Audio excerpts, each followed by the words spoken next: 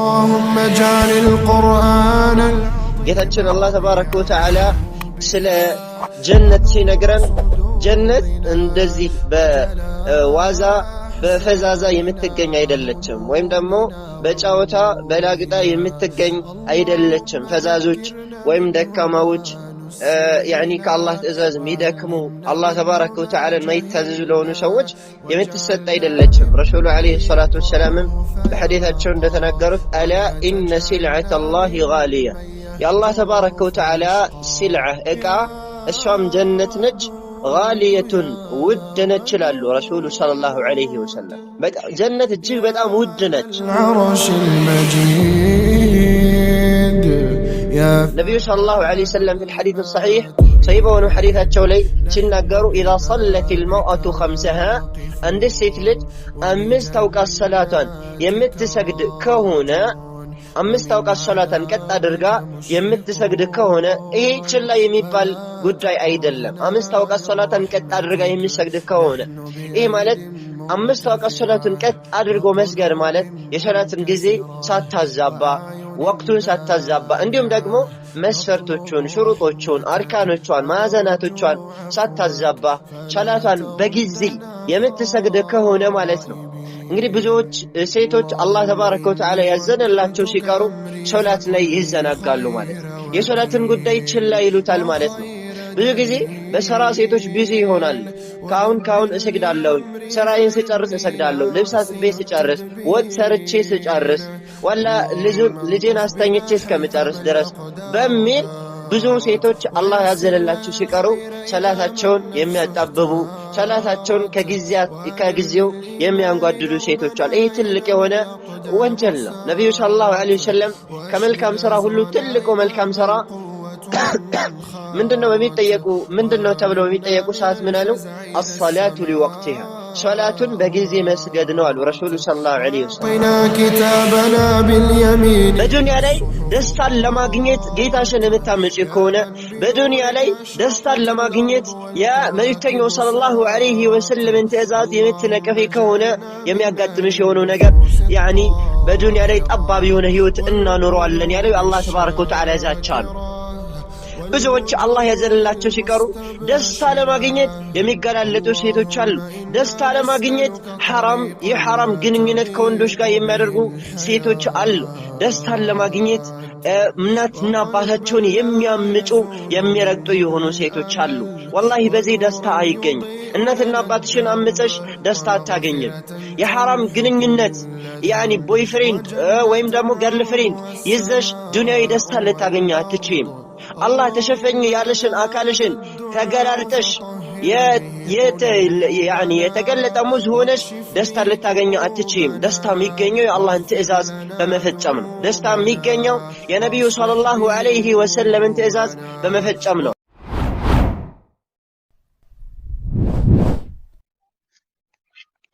الحمد لله رب العالمين والصلاة والسلام على أشرف الأنبياء والمرسلين نبينا محمد وعلى آله وصحبه أجمعين وبعد فالسلام عليكم ورحمة الله وبركاته إن شاء الله تبارك وتعالى بالله فكاد بالله ساعات بتوسنوا عندنا ندوتشن እንደሳለም بإذن الله تبارك وتعالى እንግዲህ የሰው ልጅ በዚህ ምድር ላይ በሚፈጠር ሰዓት የተፈጠረበት ብቸኛው ዓላማና ታርጌት ጌታውን አላህ ተባረከ ወተዓላ ለማምለክ አላህን ለመገዛት ነው ይሄ ትልቁ የሰው ልጆች የተፈጠሩበት ዓላማ ነው የሰው ልጅ የተፈጠረበትን ዓላማ ካሟላ ለአላህ የገባውን ቃል ኪዳን ከሞላ አላህ Subhanahu Wa Ta'ala በቀጣይ ዓለም ያዘጋጀለት ጀነት ፈሳህና ተድላ የተሞላበት የሆነ ጸጋ አለለት በዚህ ተቃራኒ ደግሞ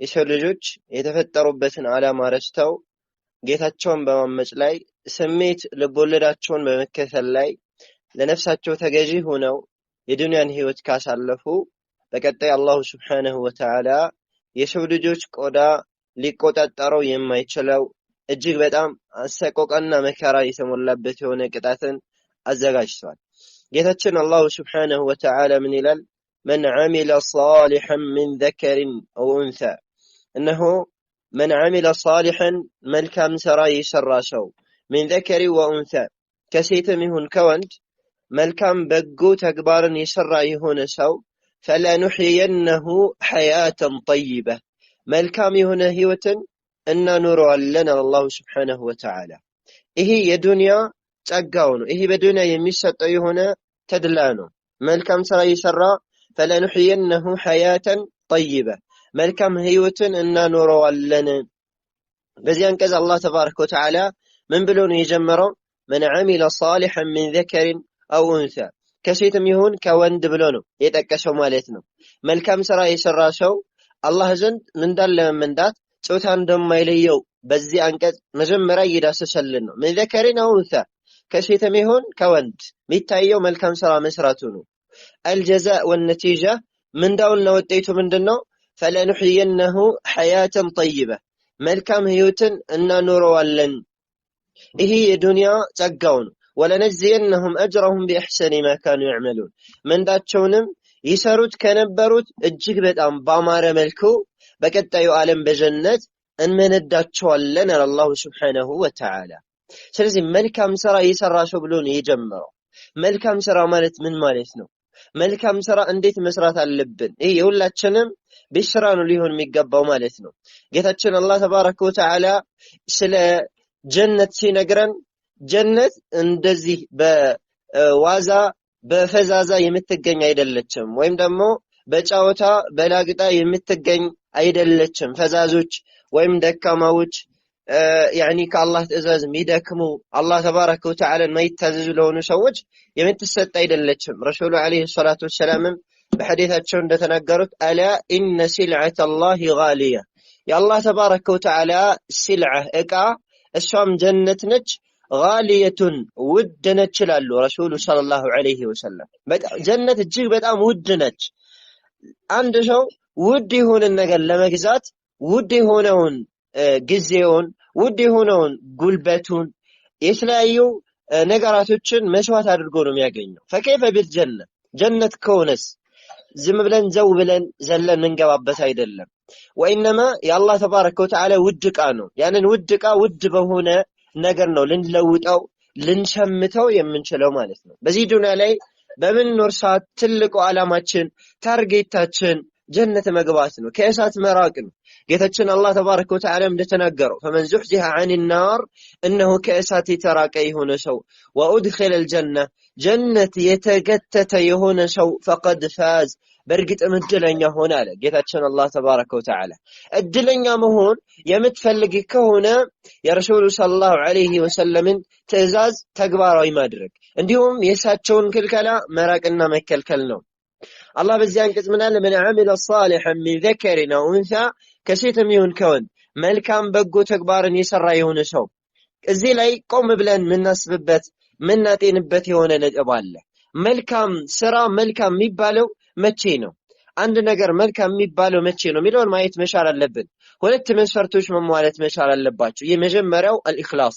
ለአላህ ተብሎ የተሰራ ስራ ነው መልካም ሊሆን የሚችለው ማለት ለይልኝ የተሰራ ለይስሙልኝ የተሰራ ለሰው ተብሎ የተሰራ ስራ መልካም አይባልም ጌታችን አላህ ተባረከ ወተዓላ ምን ይላል وما أمروا የሰው ልጆች አልታዘዙም ጌታቸውን አላህ ተባረከ ወተዓላ በብቸኝነት ሊያመልኩ ቢሆኑ እንጂ ሙኽሊሲን ለሁ ዲን ለርሱ ዲናቸውን ጥርት ያደረጉ ሲሆን ይላል ጌታችን አላህ ተባረከ ወተዓላ ስራችን ላይ ይውልኝ ይስሙልኝ ካለበት ስራችን ላይ ኢኽላስ ከሌለበት ለሰዎች ከሆነ የምንሰራው ማለት ነው አላህ ተባረከ ወተዓላ ዘንድ ተቀባይነት የለውም አላህ ተባረከ ወተዓላ في الحديث الإلهي እንደተናገረው ጌታችን አላህ ተባረከ ወተዓላ من إلى في الحديث الإلهي من عمل عملا أشرك معي فيه غيري تركته وشركه يقولن سرا يسرى سو بزي السراو لي كني قال ليلا أكل يميقرى كهنا تركته وشركه يهين سوي توالون يسرون مسرا اتوالون يلال قدتشن الله تبارك وتعالى سراتشن فرياما يهنزن جنة يميقزا واقا يالو ميزان يالو سرا يهنزنت ለኢኽላስ ለአላህ ብለን ልንሰራው ይገባል ለዚህ ነው ጌታችን ለመልእክተኛው ሰለላሁ ዐለይሂ ወሰለም ያቻል እዕቡድላህ ሙኽሊሰን ለሁ ዲን ጌታን አላህ ተባረከ ወተዓላ ተገዛ ለእርሱ ዲንህን ጥርት ያደረክ ስትሆን ያኒ በምንሰራቸው ስራ ላይ ለአላህ ተባረከ ወተዓላ አድርተን ልንሰራ ይገባል። እንዲሁም አልሙታበዓ በመልእክተኛው አለይሂ ሰላቱ ወሰላም መንገድ ላይ በመልእክተኛው ሰለላሁ ዐለይሂ ወሰለም ሱና ላይ የተጓዝን ልንሆን ይገባል። ልክ እንደዚያ እንደ ቀደምቶች የዲን አባቶችና እናቶቻችን ማለት ነው በመልእክተኛው አለይሂ ሰላቱ ወሰላም ሱና ላይ በሳቸው አስተምህሮት ላይ ሄደው እንደ ላቁና እንደ ተከበሩ ሁሉ እኛም ጀነትን ጎናጸፍ ዘንድ ከእሳት እንርቅ ዘንድ በመልእክተኛው አለይሂ ሰላቱ ወሰላም መንገድ መሄድ ግድ ነው ማለት ነው። طيب فلا نحيينه حياة طيبة እነኚህን መልካም ስራ ይሰሩ ከወንድም ይሁን ከሴት በዱንያ ላይ መልካም ህይወትን እናኖራቸዋለን አላህ ተባረከ ወተዓላ። ይህንን ቃል ኪዳን የሚገባልን ማን ነው? ከአርሽ በላይ ያለው ጌታችን አላህ ነው። ይህንን ቃል ኪዳን የሚገባልን ጌታ ማን ነው? በሁሉ ነገር ላይ ቻይ የሆነ ጌታ ነው። ይህንን ቃል የሚገባልን ማን ነው? الذي اذا اراد ان يفعل شيئا يقول له كن فيكون የሆነ ነገር መስራት ከፈለገ ሁን ካለው ማድረግ የሚችለው ጌታ አላህ ነው። ይህንን ቃል የሰጠን ማለት ብቻኛ ኸይር ስራ እንስራ አላህ በዱንያ ላይ መልካም ህይወትን ያኖራናል። فلا نحيينه حياة طيبة መልካም ህይወትን እናኖራቸዋለን። ولنجزينهم اجرهم باحسن ما كانوا يعملون ምንዳቸውን በዱንያ ይሰሩት ከነበሩት እጅግ በጣም በላቀና በተከበረ መልኩ እንመነዳቸዋለን ይላል ጌታችን አላሁ ተባረከ ወተዓላ ማለት ነው። ስለዚህ ጀነትን ለማግኘት እንዲሁም ደግሞ ከእሳት ለመራቅ ጾታ አይለየውም፣ ሴት ወንድ መሆን አይለየውም።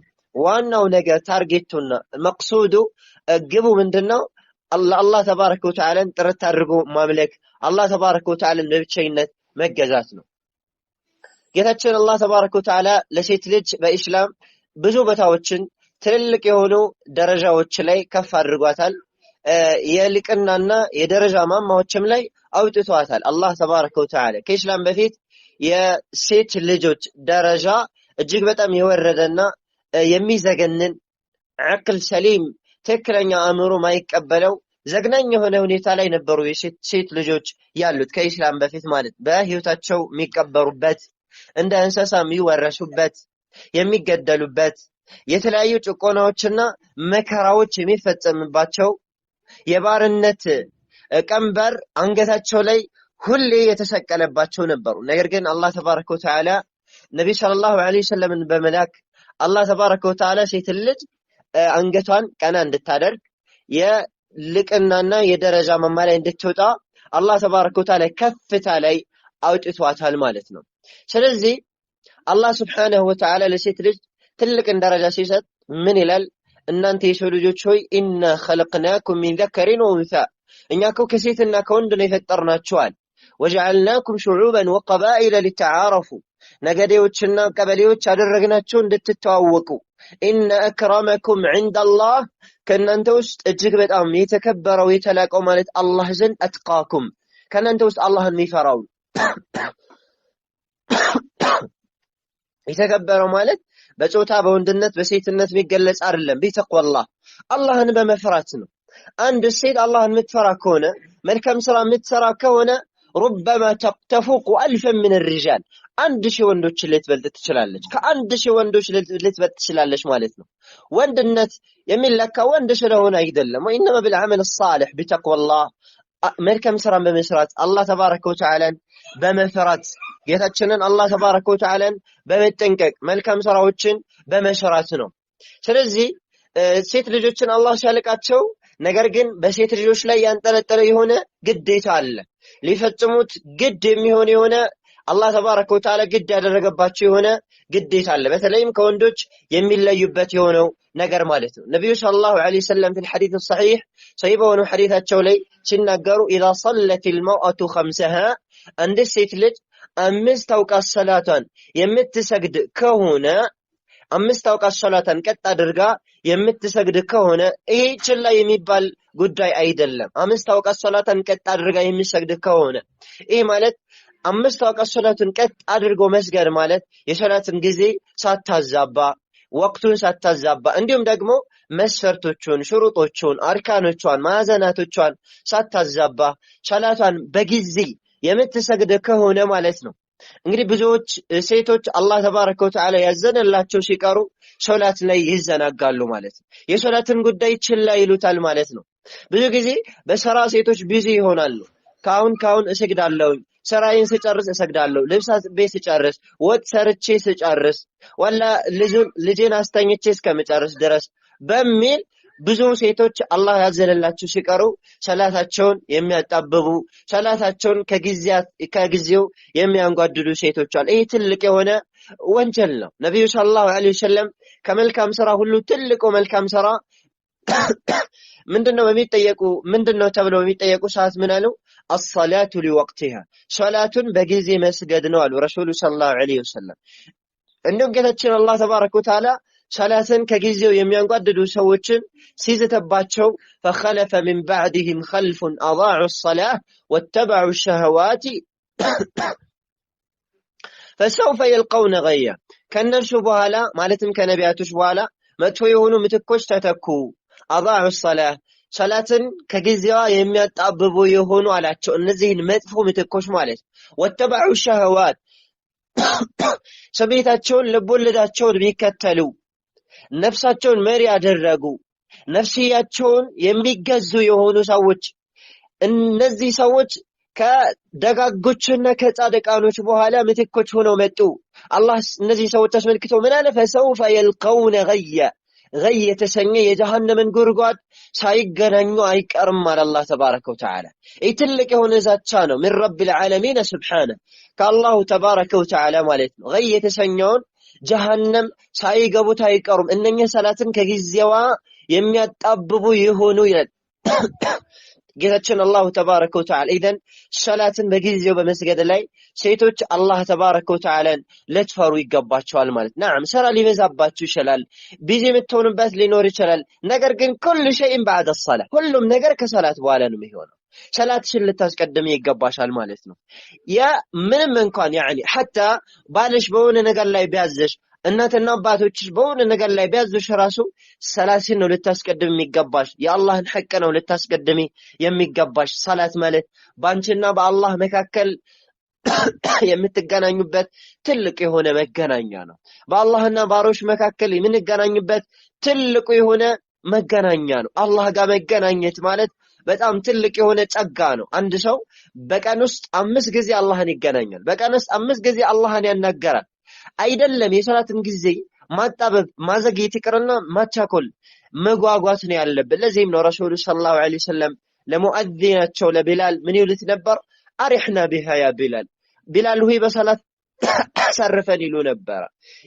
የአይናቸው ማረፊያ ነበር ሰላት፣ የልባቸው መርጊያ ነበር። فكذلك المرأة الصالحة መልካም የሆነች ሴትም ሰላት የአይኗ መርጊያ የልቧ መረጋጊያ የአይኗ ማረፊያ ሰላት ነው። ዙሁር ሰግደሽ ዓስርን በሰላም እንድሰግድ ጌታዬ ሆይ ብለሽ አላህን መለመን። የዓስር ጊዜ የሚደርስ ሰዓት ወደ ኋላ ወደፊት ሳትይ በጊዜው መስገድ። አላህ ተባረከ ወተዓላ ምንመል አላህን መማጸን ሶላትን በኹሹዕ አላህን መፍራት መስገድ። በዚህ መልኩ ጀነትን ማግኘት ይቻላል። ረሱል ሰለላሁ ዐለይሂ ወሰለም ምናል إذا صلت المرأة خمسها وصامت شهرها ወሯን ከጾመች አሉ ረሱል ሰለላሁ ዐለይሂ ወሰለም። ሁለተኛ ደረጃ ምን አሉ? የረመዳንን ወር ሴት ልጅ ከጾመች አሉ ረሱል ሰለላሁ ዐለይሂ ወሰለም። ይሄም ሌላኛው ሴትን ልጅ ላይ ወንድ ልጅ ላይ የተንጠለጠለ የሆነ ግዴታ ነው ማለት ነው። ሲያሙ ሸህሪ ረመዳን የረመዳንን ወር መጾም።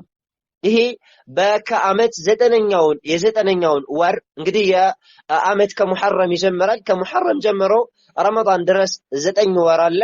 9ኛው ወር ረመዳን ነው። ይሄንን ረመዳንን ወር መጾም በሴትም በወንድም ላይ ግዴታ ነው። ማለም ተኩን المرأة حائضة ሴትየዋ የወር አበባ ላይ ወይም የወሊድ ደም ላይ እስካልሆነች ድረስ ወይም ደግሞ መንገደኛ እስካልሆነች ድረስ ወይም ህመምተኛ እስካልሆነች ድረስ እንዲሁም ደግሞ ሌሎች ምክንያቶች እስከሌሏት ድረስ አቅመ አዳም ደረጃ ላይ ከደረሰች የረመዳንን ወር መጾም ግዴታ ነው የሚሆነው። ለዚህም ነው በዚህ ሐዲስ ላይ ምን አሉ? 5 አውቃታን ከሰገደች ካሉ በኋላ ወصامت شهرها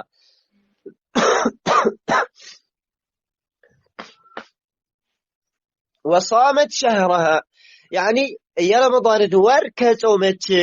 አንድ ሴት እንግዲህ የረመዳንን ወር ልትጾም ግድ የሚሆንባት የአቅመ አዳም ደረጃ ላይ የምትገደድበት ጊዜ አለ።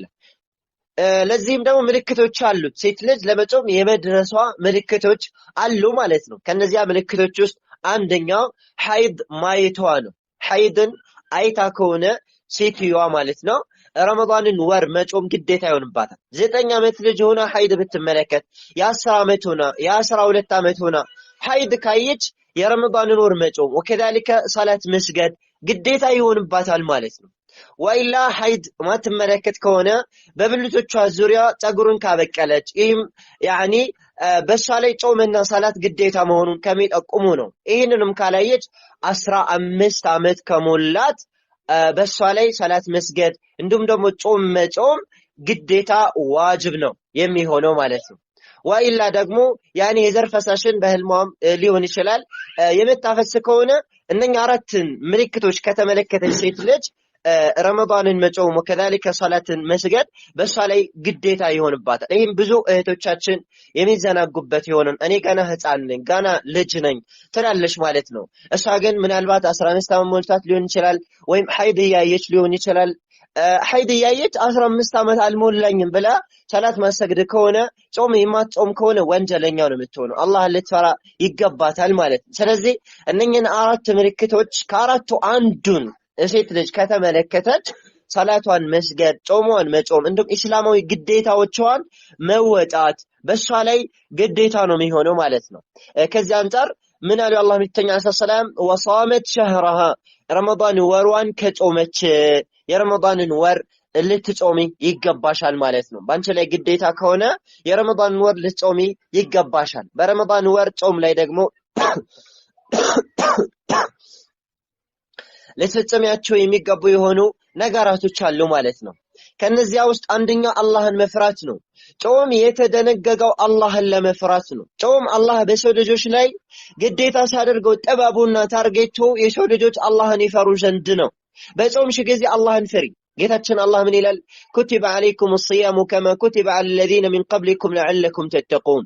እናንተ የሰው ልጆች ሆይ በእናንተ ላይ ጾም ግዴታ ተደረገ ከእናንተ በፊት ባሉ ህዝቦች ላይ ግዴታ እንደተደረገ ሁሉ ጾም ግዴታ የተደረገው ለعلكم تتقون አላህን ትፈሩ ዘንድ አላህን ትጠነቀቁት ዘንድ ነው ይላል ጌታችን አላህ Subhanahu Wa Ta'ala። ጾም ባንቺ ላይ ግዴታ የተደረገው አላህን ለመፍራት ነው። ጾመሽ አላህን ማትፈሪ ከሆነ ጾመሽ ወንጀል መስፈጽሚ ከሆነ የጾሙ ዓላማ የለም ማለት ነው። የጾሙ ታርጌት የለም ማለት ነው። ለዚህም ነው ረሱሉ ሰለላሁ ዐለይሂ ወዐላ አሊሂ ወሰህቢሂ ወሰለም ምን ይላሉ? አላህ ተባረከ ወተዓላ አንድ ባሪያ ምግብንና መጠጡን በመተው ደንታ የለውም ወንጀልን ኃጢአትን እስካልተወ ድረስ። የአላህ መልእክተኛ አለይሂ ሰላቱ ወሰላም ሰሂህ በሆነ ፍሰሂሐይን በተዘገበ ሐዲታቸውም በጠቀሱት إذا كان يوم صوم أحدكم ያንዳችሁ ጾም ቀን በሆነ ጊዜ فلا يرفث የሴትን ወሬ ማውራት የለበትም። በተቃራኒ ሴትየዋ የወንድን ወሬ ማውራት የለባትም። ተሰብስቦ ስለ ወንድ ማውራት እገሊትን አገባት እገሊትን ፈታት በዚህ ገባ በዚህ ወጣ የሴት ወሬ ማለት ነው። ወንዱም እንደዚህው የሴት ወሬ ማለት እየተከለከለ ነው። ወላ يجهل የማህይማኖችንም ስራ አይስራ። ወከذلك يعني لا يجهل የሚለውን ዑለማዎች ሲተረጉሙት የቅል አይሁን የቅሎችን ስራ መስራት የለበትም። ወላ يسخب ጫሂ መሆን የለበትም። በመትጾም ሰዓት ጫሂ መሆን የለብሽም። خصوصا النساء በተለይም ሴት አይደለም ጾመኛ ሆና ከጾም ውጭም ذات حياء የሐያ ባለቤት ነው መሆን ያለባት። አይናፋር ነው መሆን ያለባት። ያኒ ሳሪኻ መሆን የለባትም ጫሂ መሆን የለባትም ማለት ነው።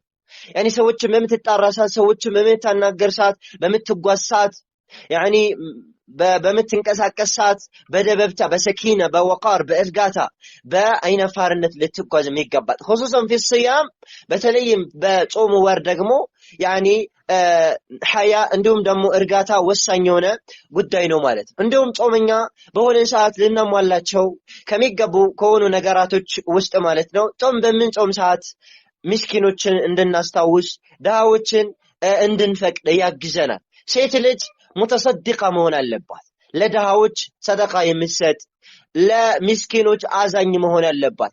ከዕለታት አንድ ቀን ረሱሉ አለይሂ ሰላቱ ሰላም ከተኙበት ደንግጠው ተነሱ። ከዛም ደንግጠው ከተነሱ በኋላ አላህ ብቻ ይምናሉ ላ ኢላሃ ኢላላህ ማዛ ኡንዚለ ሌይላ ዛሬ ሌሊት ላይ ምን ነገር ተወረደ? ላኢላሃ ኢላላህ አሉ። ከዛ ምን አሉ? አይቂዱ ሰዋሒብ አልሑጁራት በሉ ጓዳ ላይ ያሉ ሴቶችን አንቁ፣ ከእንቅልፋቸው ቀስቅሷቸው አሉ ረሱሉ ሰለላሁ ዐለይሂ ወሰለም።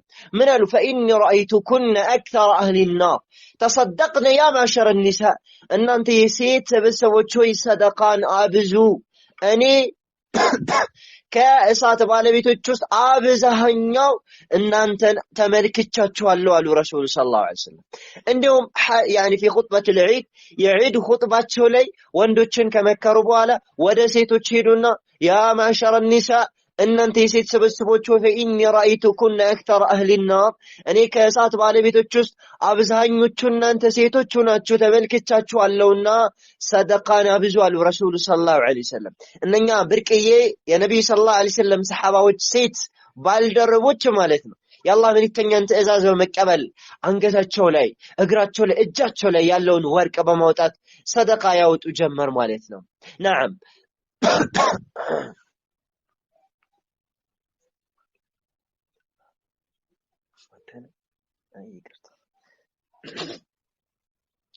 እና ኢንሻአላህ አላብዛባችሁ።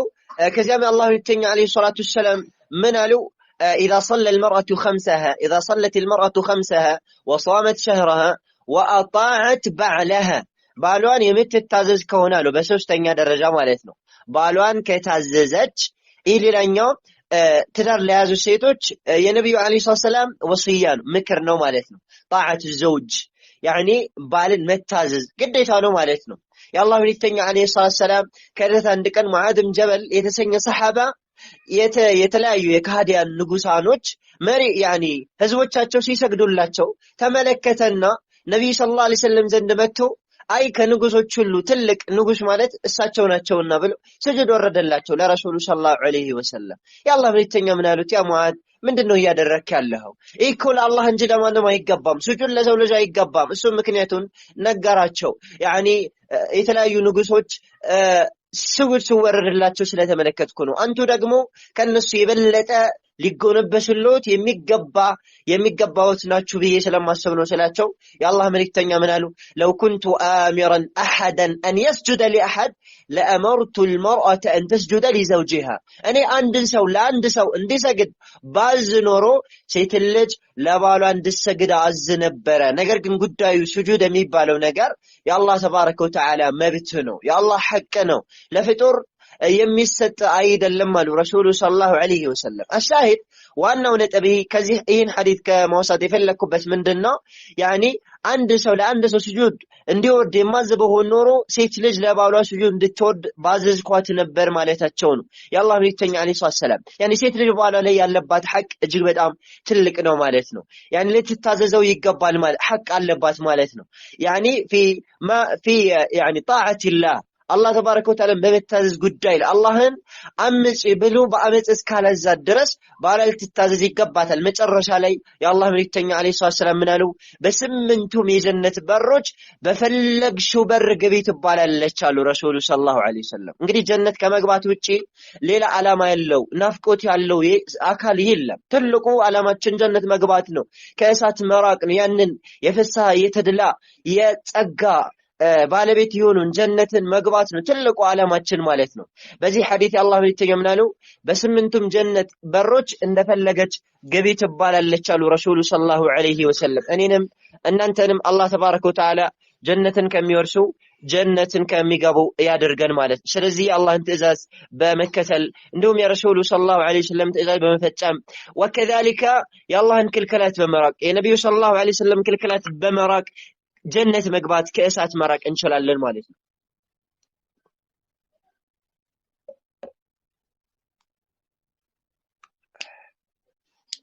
በተቃራኒው ደግሞ አላህን የምታምጪ ከሆነ የአላህ ተባረከ ወተዓላን ትእዛዝ ከጀርባሽ ኋላ የምትጥይ ከሆነ ጉዳዩ አደጋ ነው።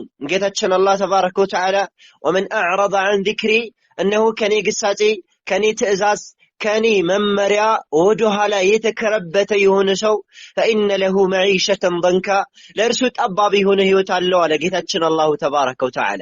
በዱንያ ላይ ደስታን ለማግኘት ጌታሽን የምታመጪ ከሆነ በዱንያ ላይ ደስታን ለማግኘት የመልእክተኛው ሰለላሁ ዐለይሂ ወሰለም ትእዛዝ የምትነቀፊ ከሆነ የሚያጋጥምሽ የሆነው ነገር ያኒ በዱንያ ላይ ጠባብ የሆነ ህይወት እናኖረዋለን ያለው አላህ ተባረከ ወተዓላ ዛቻ ነው። ብዙዎች አላህ ያዘለላቸው ሲቀሩ ደስታ ለማግኘት የሚገላለጡ ሴቶች አሉ። ደስታ ለማግኘት የሐራም ግንኙነት ከወንዶች ጋር የሚያደርጉ ሴቶች አሉ። ደስታን ለማግኘት እናትና አባታቸውን የሚያምጡ የሚረግጡ የሆኑ ሴቶች አሉ።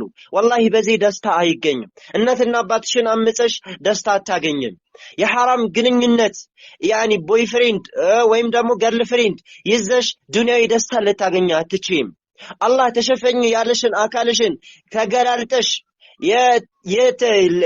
የተገለጠ ሙዝ ሆነሽ ደስታ ልታገኝ አትችይም። ደስታ የሚገኘው የአላህን ትእዛዝ በመፈጸም ነው። ደስታ የሚገኘው የነብዩ ሰለላሁ ዐለይሂ ወሰለም ትእዛዝ በመፈጸም ነው። ለዚህም ጌታችን ማለት ወመን አረደ عن ذكري فإن له معيشة ضنكا ጠባብ የሆነ ህይወት አለው። ለዚህም እኮ ነው ብዙ ሴቶች ደስታን እናገኛለን ብለው ቤተሰቦቻቸውን አምፀው አላህን አምፀው ተገላልጠው የወጠጤዎች የወጣቶች ወከላሊከ አላህን የሚያምፁ የሆኑ ሰዎች መጫወቻ ሆነው ወይ አላገቡ ወይ ከእናት ከአባታቸው አልሆኑ ሜዳ ላይ ወድቀው የማንም መጫወቻ የሆኑ ሴቶች ማለት የማንም መጫወቻ የሆኑ ሴቶች ጫትና ፌስታል ይዘው በየሻይ ቤቱ በየምግብ ቤቱ ማለት ነው።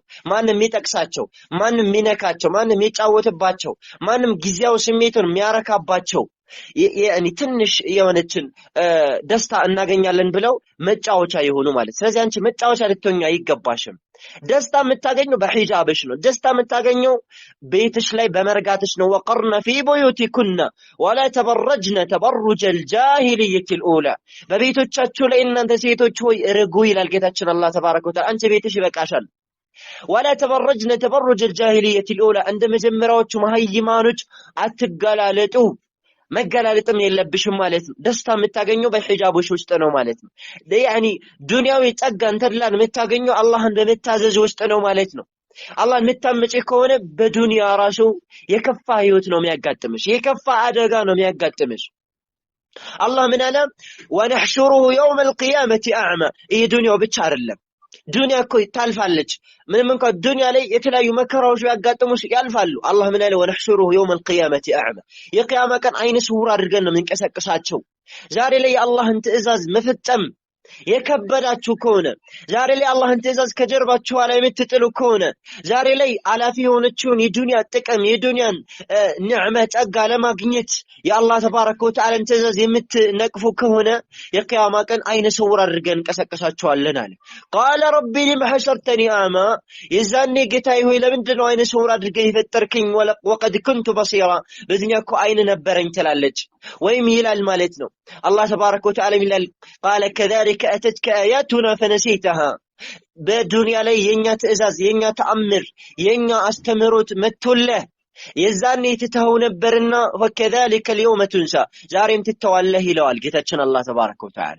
የዛኔ ህፃናቶች የሚሸብቱበት የዛኔ እርጉዝ የሆኑ ሴቶች የሚያጨነግፉበት እንደውም የሚያጠቡ ሴቶች የሚያስጥሉበት يوم تذهل كل مرضعة عما أرضعت وتضع كل ذات حمل حملها وترى الناس سكارى። ሰዎችን በቂያማ ቀን ከቅጣቱ የተነሳ የሰከሩ መስለው የምታይበት በሆነው በጭንቁ ቀን የዛኔ አላህ ተባረከ ወተዓላ በዱንያ አላህን ያመጡ ሰዎችን ዱንያ ላይ የኔን ትእዛዝ ትተህ ነበር ዛሬም ትቻለሁ ብሎ ሜዳ ላይ ይተዋቸዋል ማለት ነው። ሜዳ ላይ የዛኔ ላሙዒን ረዳት የለም፣ የዛኔ ቦይፍሬንድ የለም፣ የዛኔ አቃቃሚ የለም፣ የዛኔ ጓደኛ የለም። የዛኔ የሚያወጣው ኸይር ስራ ብቻ ነው። የዛኔ የሚያወጣው ዱንያ ላይ የተሰነቀ ስንቅ ብቻና ብቻ ነው ማለት ነው። ስለዚህ እኔና አንቺ በዱንያ ላይ ሺህ ዓመት አንኖርም። በዱንያ ላይ ዝንተ ዓለም ዘላለም አንኖርም። ዱንያ ላይ የተፈጠርነው ለመጪው ዓለም ስቃችን እንድንሰንቅ ነው። ስለዚህ በዚህ በዱንያ ላይ አላህን ወደፊት በምንገናኝ ሰዓት አላህ የሚወደውን ስራ በመስራት ለመጪው ዓለም ልንዘጋጅ ይገባል። ዛሬ ላይ አላህን ምንፈራ ከሆነ ነገ ቂያማ ቀን ያዘጋጀልን ጀነትን ነው። ወማ አድራኪ መልጀነ ጀነት ማለት ምን እንደሆነ ምን አሳወቀሽ? ማለ አይኑን ረዐት አይን ያላየችው ወላ ኡዙኑን ሰሚዐት ጆሮ ያልሰማችው ወላ ኸጠረ ዐላ ቀልቢ በሸር በሰው ልጅ ልብ ላይ ውል ብሎ የማያውቅ ጸጋ ማለት ጀነት ላይ ያለው። ብልጥ የሆነች ሴት በዱንያ ብልጭልጭ አትሸወድም። ዛሬ ላይ በዱንያ ብልጭልጭ ልትሸወድ አይገባሽም። የጀነት ጸጋ፣ የጀነት ተድላ፣ የጀነት ፎቅ፣ የጀነት መጠጦች፣ የጀነት ምግቦች፣ የጀነት መዝናኛዎች፣ የጀነት ጸጋዎች ያኒ ምሳሌ የላቸውም ማለት ነው። ያንን ነው ልትመለከች የሚገባሽ። ዱንያ ላይ ሊከፋች ይችላል፣ ዱንያ ላይ ላይደላሽ ይችላል፣ ዱንያ ላይ መከራዎች፣ ፈተናዎች ሊደራረቡብሽ ይችላሉ። ነገር ግን አንቺ አማኝ የሆንሽ ምንሰት አሻግረሽ ነው መመልከት ያለብሽ። አይንሽን እዚህ መመልከት የለብሽም ማለት አሻግረሽ ነው መመልከት ያለብሽ። ልክ ድልድይ ላይ እንዳለ ሰው፣ ድልድይ ላይ ያለ ሰው ውሃውን አይደለም የሚመለከተው። እታች ውሃውን የሚመለከት ከሆነ ወደ ታች ነው የሚወርቀው። ድልድይ ላይ ያለው ሰው ከድልድዩ ወደ ማዶ ያለውን ሜዳውን ነው የሚመለከተው ማለት ነው። ከዚህ ድልድይ ወጥቼ ማርፍበት ብሎ ያንን ነው የሚያስበው። አሁንም ድልድይ ላይ ነው ያለነው እኔም አንቺም ማለት ዱንያ ድልድይ ነች ማለት ነው። ስለዚህ ከድልድዩ ከባህሩ ወደ ማዶ ያለው ያ ነው ዘላለማዊ ሀገራችን፣ ያ ነው መርጌ